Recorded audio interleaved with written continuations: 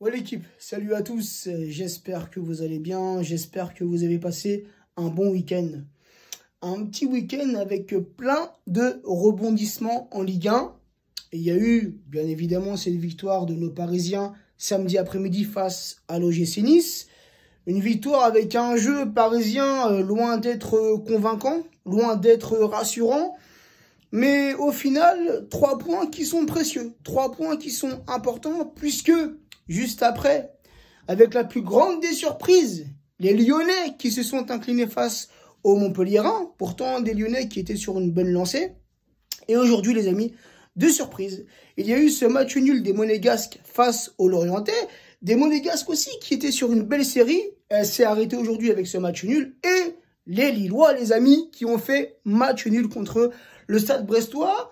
Malgré ce 0-0, les Lillois reprennent la première place du classement avec seulement un point d'avance sur le Paris Saint-Germain. Donc, tout compte fait, les 3 points contre l'OGC Nice, même avec un jeu dégueulasse, sont très importants, très précieux. La course au titre est relancée en Ligue 1, les amis. Mais bon, la Ligue 1, on va mettre ça de côté. Car dans 2 jours, nous sommes à J-2, les amis. Et là, je pense que pour tout supporter parisien, l'impatience et le stress fusionnent. Nous sommes à 2 jours d'un gros choc des 8e de finale de la Ligue des Champions, les amis, entre le Barça et le Paris Saint-Germain. Mais pour nous, supporters parisiens, ça va au-delà d'un match.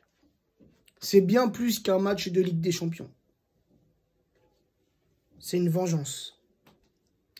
C'est une revanche qu'on doit prendre, due à ce qu'on a subi en 2017, les amis. Cette humiliation, cette remontada, et on n'est pas là pour mâcher nos mots. Ce vol qu'on a subi en 2017, ce 6-1, les amis, je peux vous dire qu'il est toujours là. Qu'il est toujours là. Et on vit avec depuis 2017. Personnellement, c'est un match que je pense pas que j'arriverai à oublier ce match. Il y a eu tellement d'injustice dans ce match, les amis. On en souffre encore. On en souffre encore. Donc c'est pour ça que mardi soir, et même le match retour, c'est très important pour nous, supporters parisiens. Il faut que nos joueurs se mettent ça en tête. C'est vrai que depuis des mois, depuis des semaines, on ne voit pas d'amélioration dans le jeu parisien. Ce n'est pas si rassurant que ça. Il y a beaucoup de lacunes défensives, mais offensivement aussi, les amis. Même si nous sommes,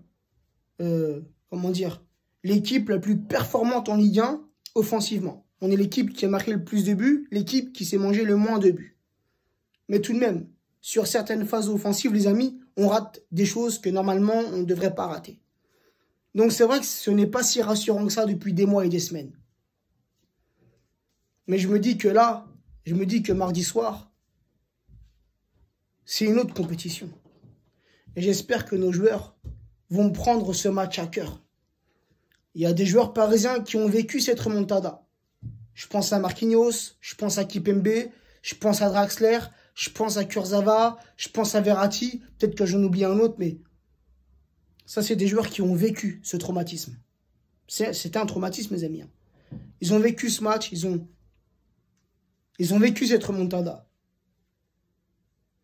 Donc j'espère vraiment, les amis, et je suis confiant. Parce que j'ai vu beaucoup de supporters parisiens un peu pessimistes. Je sais que depuis quelques temps, j'emploie beaucoup ce mot-là, pessimiste, optimiste et tout. Mais sur les messages que j'ai pu recevoir, sur les tweets que j'ai pu lire, les messages sur Facebook, les publications et tout, je vois beaucoup de supporters parisiens défaitistes, pessimistes, qui n'y croient pas, surtout depuis la blessure de Neymar. Oui, Neymar va nous manquer. Son talent va nous manquer, car Neymar, c'est le joueur qui peut te changer le cours d'un match. On le sait, les amis. C'est un joueur précieux. Mais j'ai envie de vous dire, tout comme Di Maria, qui est un joueur précieux, peut-être pas au même niveau que Neymar, mais Di Maria aussi, c'est un joueur précieux. Rappelez-vous du 4-0 contre le Barça, au Parc des Princes. Di Maria, l'homme du match. Il nous avait sorti un bête de match. Et Di Maria, il aime ce genre de match. Donc oui, Di Maria va nous manquer. Et défensivement, latéral gauche, Bernat, les amis. Donc 3 joueurs précieux qui ne seront pas là. En tout cas, au match aller. Et match retour pour Neymar, c'est pas joué, tu vois. Mais les amis, on ne doit pas baisser les bras. Si nous, on baisse les bras, nous, les supporters, si nous, on baisse les bras, si nous, on ne croit pas en nos joueurs, si nous, on ne croit pas en la capacité de nos joueurs, qui va le faire? Qui va être derrière eux? Personne. Personne, les amis. Si nous, on n'est pas derrière notre club, si nous, on n'est pas derrière nos joueurs, personne ne va l'être à notre place, les amis. Donc, non. Ça va être un match compliqué. Ça va être un match compliqué. Faut pas croire que ça va être un match facile. On va aller là-bas, tu vois. Non, ça va être compliqué. Jouer le Barça chez eux, c'est compliqué.